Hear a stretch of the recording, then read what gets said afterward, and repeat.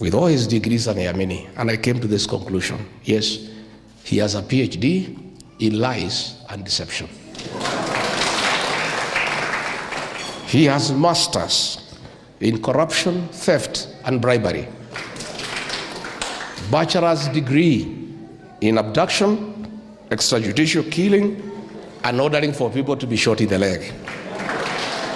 The man has a diploma in mismanagement and destruction of working institutions. And he has a certificate in wash, tribalism, and dividing the mountain. I saw my former boss yesterday bragging how educated he is and saying that his former deputy did not have education. That is why he could not help him. Mwai Kibaki, the greatest president Kenya has ever had.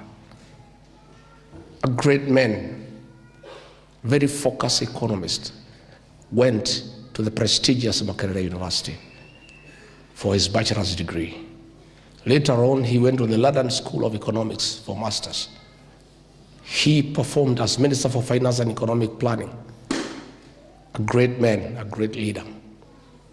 In his 10 years presidency, Mwai Kibaki never took the microphone to lecture the people of Kenya about how educated he was. He never. Yet, the things he did, everybody can see. As we drove yesterday on the Thika Superhighway, in reaching Muthaiga, we remembered Mwai Kibaki. When you look at Nairobi, the bypasses that Mwai Kibaki opened, you marvel at how focused a leader can be. It is during the reign of Mwai Kibaki that there was free primary education. It is during the reign of Mwai Kibaki, banks were hawking loans. You would go outside a bank and you find a tent. Some little nice pretty girl was calling you, please come, we give you a loan. There was too much money in the country, isn't it? All those who made money, I included, we did it during the reign of Mwai Kibaki. Not a single day did he brag and boast to the people of Kenya or how educated he is.